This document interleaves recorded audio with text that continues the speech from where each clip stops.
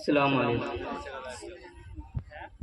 جنہیں میں ڈھونڈتا تھا آسمانوں میں زمینوں میں، جنہیں میں ڈھونڈتا تھا آسمانوں میں زمینوں میں، وہ نکلے میرے ظلمت خانہ دل کے مکینوں میں۔ حضرات، آج میں ان یاران باصفا، شہیدان عشق و وفا اور مجاہدین آزادی کا تذکرہ کرنے کی جسارت کر رہا ہوں، جن کا قلب و جگر اسلام کی خدمت سے معمور تھا، جن کے چہرے پر عزم و استقلال کی کرن جلوہ گر تھی، جن کا دل جذبہ جہاد سے سرشار تھا، جنہوں نے اپنی زندگی اسلام کی سربلندی اور اعلاء کلمت اللہ کے لیے وقف کر دی تھی، جنہوں نے چمنستان عالم اسلام کی طرف بڑھنے والی ہر باد سموم کا مقابلہ کیا، جنہوں نے سر تو کٹا دیا مگر پرچم پر اسلام کو کبھی سر نگو نہ ہونے دیا۔ جب جلاد تلوار چمکاتا ہوا آگے بڑھا تو انہوں نے مسکرا کر نظر سے نظر ملائی اور یہ اشعار گنگنانے لگے۔ خوشا وقت ہے کہ میری موت تیرے کوچے میں آ جائے، خوشا وقت ہے کہ میری موت تیرے کوچے میں آ جائے، یہی تو زندگی کا آخری ارمان ہے ساقی۔ حضرات، ہندوستان کی سرزمین پر جب انگریزوں کا ناپاک سایہ پڑا تو وہ اپنی شاطرانہ و عیارانہ چال سے یہاں کے مالک بن بیٹھے۔ جب ہندوستانیوں کا خون ان کے پسینے سے عرضہ ہونے لگا، ان کے حقوق پامال کیے جانے لگے، انہیں ان کے مذاہب پر مسلسل پابندی عائد کی جانے لگی، انہیں ملک بدر کرنے کی اہم کوشش کی جانے لگی، تو ان مکروں و عیاروں کے خلاف جس شخص نے سب سے پہلے علم بغاوت بلند کیا تھا وہ مہاتما گاندھی نہیں تھے، وہ جواہر لال نہرو نہیں تھے، بلکہ وہ محدث اعظم فرزند شاہ ولی اللہ عبدالعزیز دہلوی تھے، جنہوں نے انگریزوں کے خلاف جہاد کا فتویٰ دیا۔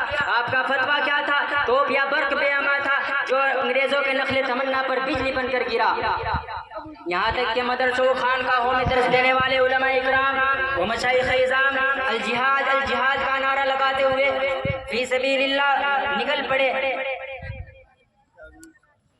جب اس فتوے نے پورے ہندوستان کو متاثر کر دیا، ہر طرف الجہاد الجہاد کی صدائیں بلند ہونے لگی۔ جب انگریزوں نے علماء اکرام کے جوش و ولولہ اور فی سبیل اللہ مر مٹنے کی جسارت دیکھی تو ان کے ہاتھ کے طوطے اڑ گئے، انہوں نے نیا حربہ استعمال کیا۔ انہوں نے آپس میں مشورہ کیا کہ اب کیا کرنا چاہیے کہ اگر علماء ہمارے حکم میں فیصلہ کر دے تو انہیں امان دیا جائے، ورنہ انہیں اس صفائی دہیز سے نیست نابود کر دیا جائے گا۔ آخرکار انہوں نے اپنی اس خواہش کا اظہار کیا، لیکن وہ علماء جن کی رگوں کے اندر انسانیت و اسلامیت کا خون دوڑ رہا تھا، جو انگریزوں کے باغی ان کے خون کے پیاسے ہو چکے تھے، جو ان انگریزوں سے اپنا ملک آزاد کرانا چاہتے تھے، کیسے وہ ان کے آگے سر نگو ہو جاتے۔ انہوں نے بس جستہ جواب دیا کہ ہمیں موت گوارا ہے، مگر خدا کی قسم ہم اپنے ملک کو غیروں کے ہاتھوں میں نہ جانے دیں گے۔ پھر کیا ہوا؟ وہی ہوا جس کا انگریزوں نے ارادہ کیا۔ انگریزوں کا ایک مورخ ٹامسن کہتا ہے کہ 14,000 علماء اکرام کو تخت دار پر لٹکایا گیا۔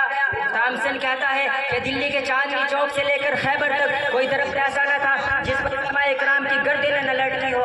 علماء اکرام کو برہنہ کر کے جلتے ہوئے تندور میں ڈالا گیا، ان کے جسموں کو تانبے سے داغا گیا، لیکن انہوں نے اپنے جیتے جی اس ملک کو غیروں کے ہاتھوں میں نہ جانے دیا۔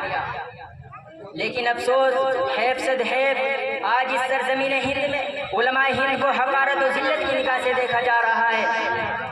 جگہ جگہ ان کی برائیوں کے تبصرے چل رہے ہیں، انہیں ملک بدر کرنے کی شریف اہم کوشش کی جا رہی ہے۔ شاعر نے دل کھول کر کہا کہ جب خونستہ کو خون کی ضرورت پڑی سب سے پہلے گردن ہماری ہی کٹی، پھر بھی کہتے ہیں ہم سے یہ اہل وطن، یہ وطن ہے ہمارا تمہارا نہیں۔ واخر دعوانا الحمدللہ رب العالمین۔